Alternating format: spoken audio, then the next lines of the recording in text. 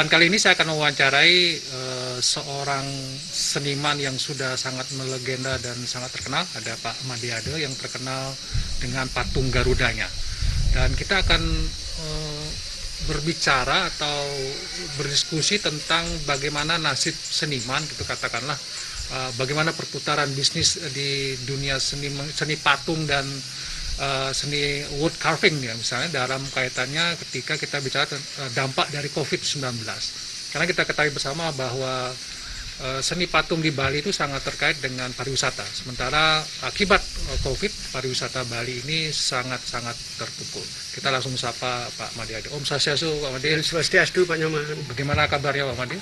Baik, baik. Tetap ceria nih saya lihat nih. Ya, diceriakan saja. Tapi Pak Madiade bisa cerita mungkin dari sejak COVID ini, COVID-19 yang memukul pariwisata Bali, bagaimana kondisi katakanlah bisnis atau perputaran perekonomian di produk patung gitu Pak Madiade. Ya, bisa saya sampaikan sesuai apa adanya Ya, Pak Nyoman. Sesuai dengan. Jadi kebetulan saya berkecimpung di dunia bagian daripada pendukung pariwisata, yaitu tradisional wood carving yang memang tentunya mengandalkan menunggu daripada kedatangan pariwisata. Seperti anggap saja cerita ini yang baik menurut yang adalah sebelum Maret, Januari, Februari masih hias dan seterusnya.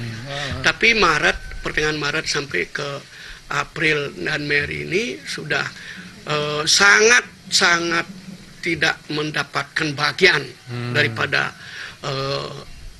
pariwisata itu sendiri. Apakah itu namanya turis sudah ada, apalagi turis asing, turis Indonesia pun sulit. Kita akan mengandalkan dari pariwisata domestik dan asing juga. Nah, di sini dikaitkan dengan apa yang kami produksi di bulan mulai pertengahan Maret, anggap begitu, ternyata tidak bisa kami jual kemana. Nah, dengan tidak ada pembelinya lagi gitu ya, karena wisatawannya sudah tidak ada gitu Pak Madiade. Iya, seperti itu, persis itu Pak Man. Perwisata sudah tidak ada, yang namanya orang asing atau orang domestik juga, mungkin juga alasannya lockdown atau apa namanya itu karantina lain sebagainya. Kita juga dari dulu di Pakudu ini sudah karantina Pak Nyoman, sedikit yang paparkan dari work from home gitu ya, sudah kerja di rumah. Benar. Ini kan dari kakek bapak tiang berkecimpung di dunia industri, home industry. Waktu masih bapak-bapak zaman Pak Arto, saya katakan ada menteri-menteri juga menyarankan untuk membuat lapangan kerja di tahun itu, di tahun 70-an, anggap begitu, tahun 75-80 itu. Tolong membuat lapangan pekerjaan yang bisa bekerja di rumah bersama. Itu memang dari Pak Atarto, saya masih ingat anunya itu. Pak Tungku Heribowo dan juga masih yang lain, masih banyak ya. Termasuk Pak Arto. Jadi di sini dipekudui dari kakek, bapak, dan tiang, dan anak-anak, dan seterusnya sampai masyarakat, dan di luar Pakudui juga, bahkan sedikit ada orang asing begitu, yang belajar mengukir. Ya, jadi memang terus duduk di rumah ini. Bagaimana bekerja mengukir, pindah-pindah kan tidak mungkin. Kerja di rumah ya? Ya, kerja di rumah, beraktivitas di rumah, baik menanam yang namanya apotek hidup seperti di depan ada yang punya kunyit, jahe merah, dan apa yang lain. Di sela-sela kita mematung kan begitu. Tapi pekerjaan pokok kan memang duduk di rumah ini. Dari kakek bapak dan tiang. Nah, sekarang dengan adanya COVID-19 ini, apa corona namanya, yang saya dengar berita dikit-dikit ini belum ditemukan antisipasi obatnya begitu. Sampai berapa lama sih obat itu akan ditemukan oleh yang bagian bidangnya obat gitu. Tentunya kalau tidak ada obatnya, ini hanya orang pemerintah kan betul sekali Pak Man. Duduk di rumah, lain sebagainya, bekerja di rumah, memakai masker dan atur jarak dalam pertemuan.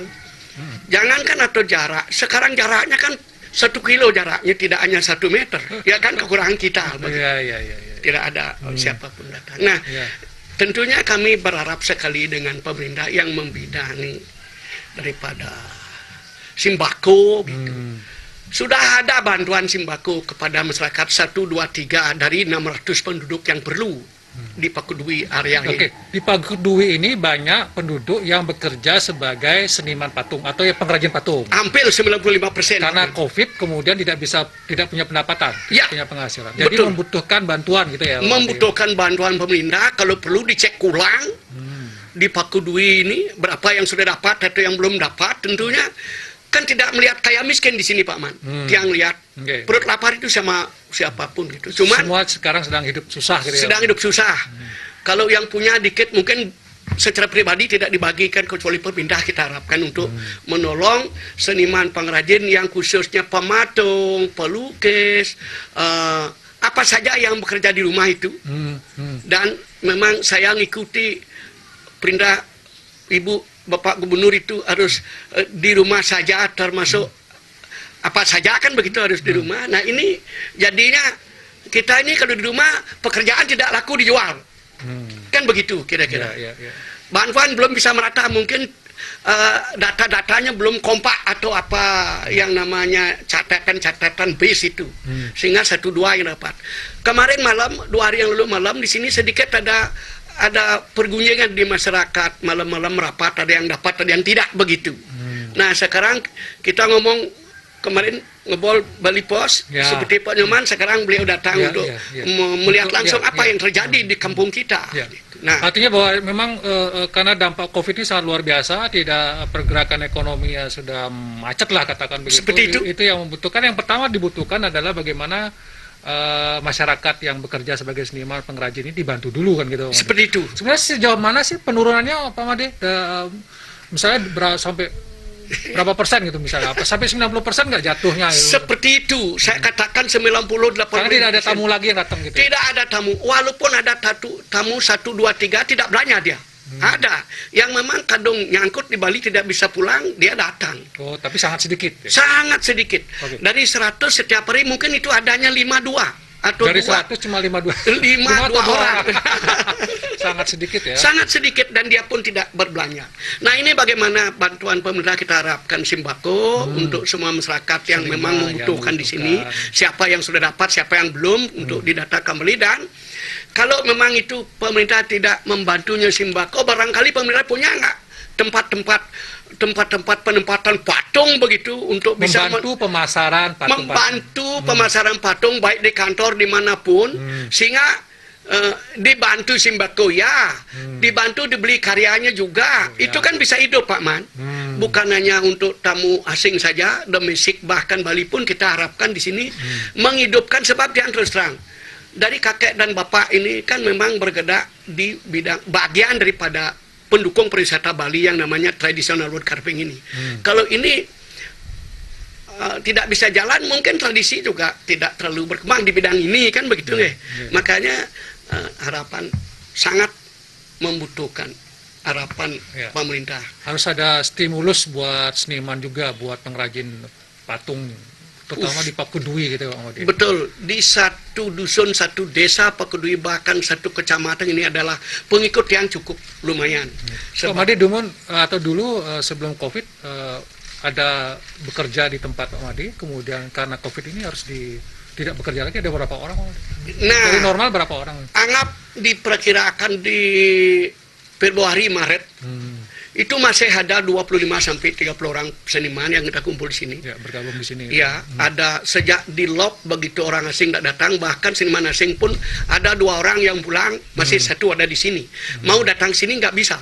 Sekarang ada 1 teman masih pematung dari California yang kita ajak bekerja sama begitu. Berarti sekarang tinggal berapa orang? 10 orang gitu ya? Iya, paling banyak kami punya 10 orang ya, dari 25-35 tadinya. Mereka masih berkarya nggak Pak Made? Masih bikin patung atau masih? Ya masih itu sekarang bekerja daripada dia bengong kan jenuh. Ya kerja aja. Mungkin juga membedakan desain sekarang sedikit apa yang harus Tapi dibuat. menciptakan desain-desain yang baru yang kira-kira bisa laku gitu ya. Seperti itu.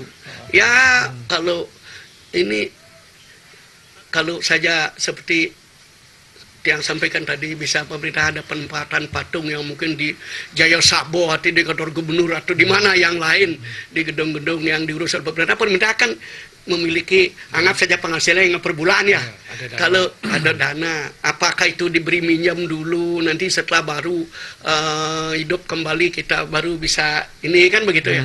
Ya memang pertama yang mendadakkan itu seperti tadi yang katakan adalah sembako itu, apakah telur, mie atau apa gitu. Ya, Kira-kira itu yang sedang dibutuhkan sekali oleh masyarakat sekarang oleh seniman itu. Iya. Jadi kalau misalnya kalau dalam kondisi normal ini bisnis atau katakanlah perputaran seni patung ini biasanya untuk utamanya untuk diekspor atau untuk memenuhi permintaan tamu yang datang ke sini aja. Ya, kami sambil bekerja apa yang dipesan kemarin dari Bapak Wisnu Bawatonaya itu adalah Garuda Pancasila, tentunya ada 5 religi One Nation itu kita buat itu. Ada juga tamu yang datang sebelum April, anggap pertengahan Maret ini sudah tidak ada lagi kan? Sama sekali tidak ada. Tidak ada. 1-2 tidak belanja, ada datang. Tidak ada yang belanja. Tidak ada yang belanja ya. Tidak ada yang belanja. Nah itu tadinya ada kerja 25 sampai 35 orang, sekarang hanya 10 sampai hari ini lagi ada 7 yang tidak datang. Saya tidak tahu Pak Nyomannya mau datang apa hari ini. Tahu-tahu ada begini, ada 7 yang datang dari 10. Kan begitu. Tidak datang untuk kerja, mungkin halangan, mungkin menerima bantuan di rumahnya masing-masing, tidak tahu ya. Seperti itu. Jadi kalau mereka yang masih bekerja di tempat Pak Made ini berarti mengerjakan bukan pesanan ya, tapi berkreativitas untuk menciptakan desain-desain baru gitu. Seperti itu. Bukan pesanan. Bukan pesanan ya. Ya, kita tadinya ada pesanan, sekarang sudah selesai pesanan itu. Ya dapatlah dikit-dikit untuk menyambung hidup gitu. Ya, seperti itu. Sedikit tentang patung Garuda yang mungkin sudah melegenda ini sudah sampai di mana saja nih kalau dari dulu Pak Made? Sudah menjadi sudah menjadi semacam patung yang mendunia ya. Mungkin bisa cerita Pak Made sedikit. Ya begini. Jadi yang terakhir kemarin 2018 Oktober kalau tidak salah November itu ada 1.500 pieces patung kecil waktu ada pertemuan World Bank. Setiap satu delegasi dapat satu. Itu pesanan dari. Berarti sudah keliling dunia berarti ini. Ya, sebelumnya anggap saja jauh ke belakang di 1983 kita pernah diundang oleh Parto untuk bertemu Pak Ronald Reagan di Putri Bali. Baru satu ada hotel di Bali tahun 83 namanya Putri Bali. Kita di situ demonstrasi, ada beberapa bawa karya dibeli semua oleh Pak Arto untuk Pak Reagan. Setelah itu ada juga umpama pertemuan IPEC meeting di Bogor. Ada juga kita diundang untuk ya sebagai salah satu demonstrasi bagaimana cara untuk pembuatan tradisional ini. Nah, setelah itu saya pernah diajak oleh Pak Arto ke Jerman. Ke Jerman, ke Hannover, ke rumahnya Pak Helmut Kohl untuk membawa budaya yang besar. Dan juga sejak Ibu Mega juga ada ke Vladimir Putin di Rusia waktu ada order Sukhoi apa itu. Dan juga ke Thailand waktu itu 2005 perintah dari Bapak Yudhoyono juga ya. Nah, jadi kita jadi souvenir begitu barang-barang kita untuk jadi souvenir ya. Ya, kepada kepala-kepala negara yang berkunjung bertemu Presiden Indonesia kan begitu. Nah, di sini kita masih ya itu perintah dari Bapak Presiden. Jadi hampir semua presiden ya sudah. Hampir. Ya, wakil presiden yang pertama Adam Malik itu pernah loh. Saya jualing satu lewat teman di Pelihatan namanya. Ada teman Pelihatan menghubungkan saya kepada beliau. Satu Garuda yang ukuran 1 meter sekian untuk souvenir. Baik. Jadi wakil presiden pertama sudah keliling dunia ya jadi sebenarnya. Pak Ade, mungkin yang terakhir mungkin untuk di Bali bisnis Bali News kita ini ada harapan yang mungkin perlu dipertegas lagi oleh Pak Ade kepada pemerintah. Mungkin bisa disampaikan Pak Ade? Ya, kami sangat berharap kepada pemerintah yang membidangi COVID ini. Pak Dewa Indro atau Pak Ngaman saya sering lihat, atau yang lain, atau Pak Jawa atau Pak Koster, bisa mengecek data di Pak Kudwi berapa yang sudah dapat, berapa yang belum, sampai ada pertemuan malam saya dengar seperti itu. Ya, kita harapan kita untuk sembako yang mendadak seperti itu, yang lainnya kemungkinan juga bagaimana pemerintah bisa mencarikan solusi untuk pemasaran di kantor-kantor seperti itu yang kita katakan tadi, sehingga bisa bekerja pelan-pelan walaupun tidak cukup untuk membeli beli beras sajalah itu sama ya. Baik.